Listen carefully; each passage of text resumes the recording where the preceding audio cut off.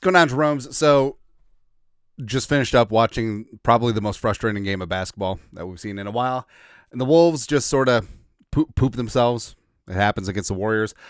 Jimmy Butler, whatever. Draymond, whatever. Just the Wolves, they couldn't buy a basket. The Wolves, the last two games, are 12 of 76 from three, 15.8%.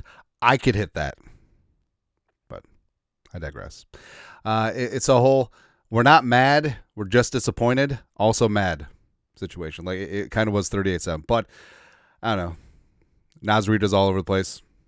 SKOLSU. With this whole bit ready to go, the whole SKOLSU connection, had the hat, Jefferson, Naz Reid, no more. That's it. But, you know, the Vikings, the basketball Vikings will be fine. Steph is either going to be out or he's going to be less than 100%. Still going to be Wolves in 5. Doesn't matter the order. And also, this is the wake-up call. Just get your ish together. Otherwise, this is going to be a very quick playoffs again. But jumping Josh Metellus was at the game. Hey, you didn't have Luka to dap up. So it's good to see. Tell us why you're a Lakers fan.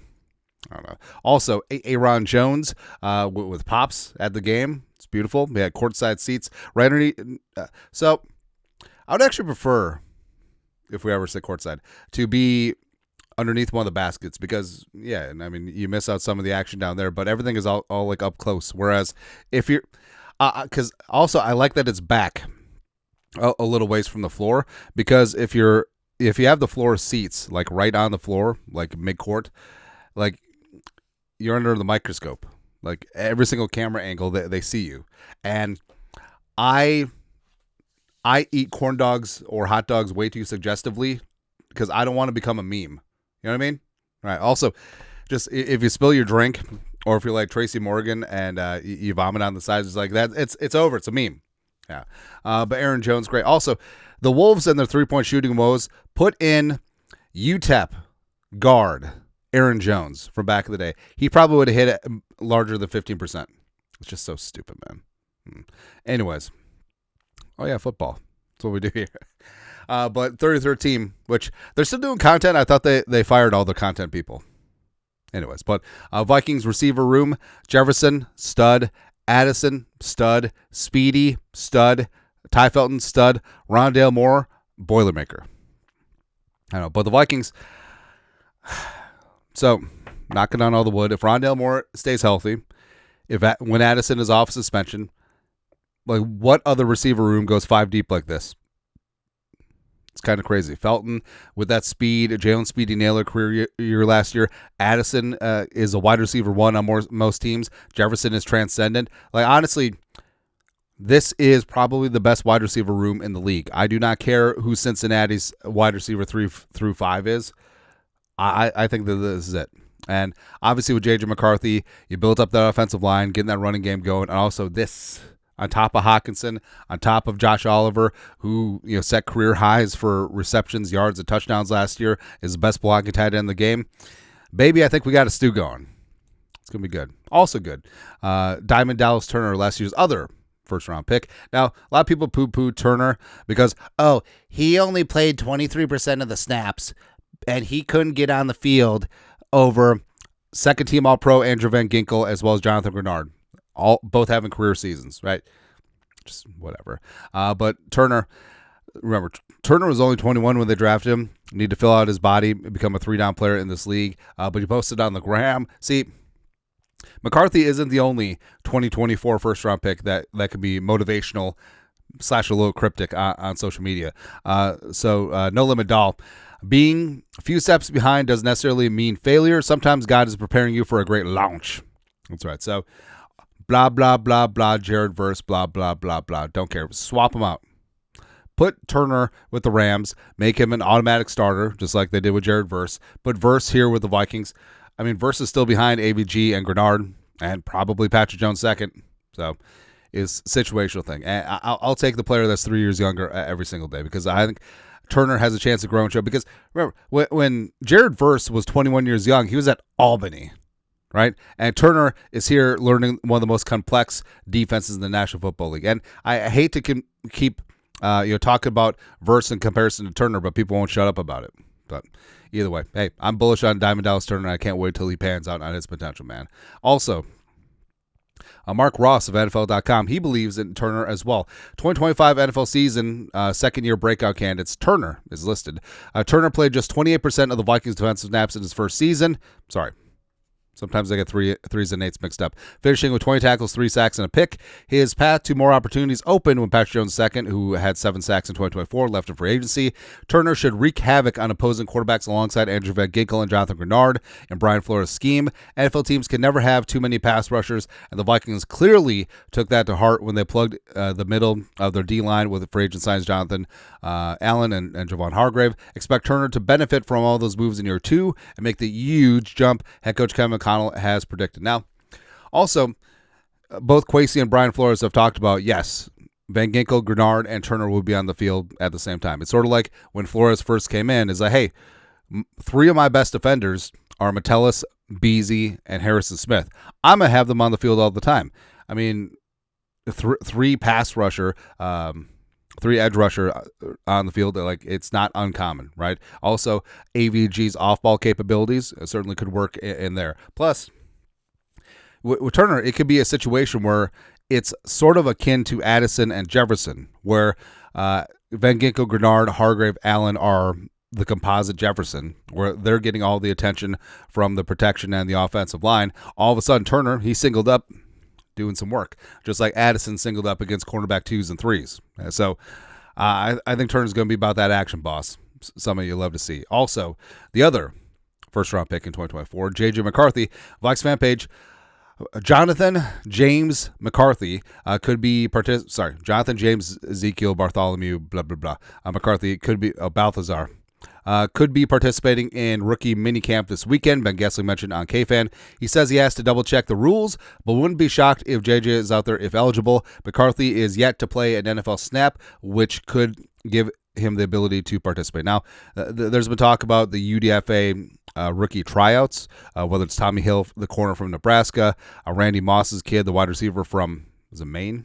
Yeah. But so there really aren't no hard and fast rules, I believe, because I looked it up, unless they changed something. But you can have young players, first, second, third year players that even if they played snaps, even if they played in NFL games, they could still be at rookie minicamp, right?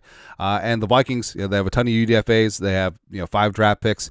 They're going to bring in some UDFA tryouts as well. Also, you can have up to 5 veterans as tryouts. Now, the Vikings haven't announced anything. I'm sure that probably Thursday we'll get official word of what the invite roster is, and also current roster players that will be there, as check-in day is on Thursday, practice next 3 days, and then go from there. Right. So I think that we'll see. Like McCarthy, I would love to see him in action on the field. I know that during workouts, like, he's out there throwing singular passes, that's fine. But in an actual practice setting, would be great to see. Plus, that first video of him out there in 7-on-7, 11-on-11, just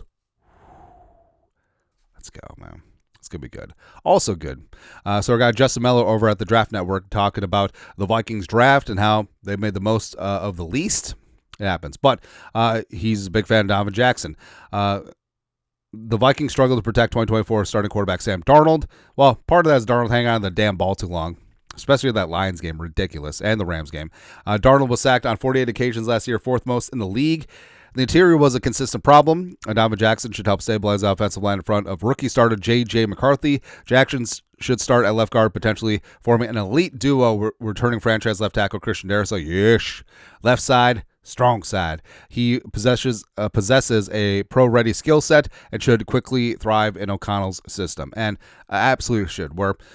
So Ohio State is basically outside zone state. They did run a lot more man gap last season with Will Howard and Judkins in that mix, but Jackson really is scheme agnostic, and he's got the size, athleticism, and in between 2 veterans like Kelly and Darrisaw, I think that's only going to pay dividends, man. I'm very bullish about what Donovan Jackson's going to do. I think that he quickly will ascend. I think that he'll be one of the best offensive linemen from this draft class very early as well as very often as it goes. And could it be, I can't believe my eyes, did the Vikings find their starting left guard for the next 10 years? Wouldn't be mad. Speaking of mad, so here's what's funny. So Tom Brady is the greatest quarterback of all time. Tom Brady took on a mentor type role with Shedeur Sanders, right? And Brady, as a part owner of the Raiders, he has a lot of input, right? And before Shedeur was drafted in the 5th round, pick 144 by the Browns, the Raiders had 7 picks.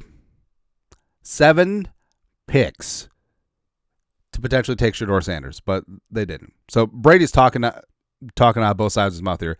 Ari Mariov. Tom Brady says he texted Shedeur Sanders after he slipped to round 5. Day 2 matters more than the NFL draft. Probably means day 3. I was 199, 6th round pick back in 2000. Who can speak on it better than me? Use it as motivation. You're going to get your chances. Go take advantage of it. GOAT. And again, this is a little bit of double talk. Hey, use this as motivation. I believe in you. Except my team literally had 7 draft picks before you were drafted, and we said no every time. And then they drafted the NDSU Cam quarterback, who Brady apparently really loves and sees him as like a mini version of himself. Whatever. Also, this is great too. So the Browns announced jersey numbers for the rookies. Dylan Gabriel's wearing 5. I don't even think Dylan Gabriel makes a 53.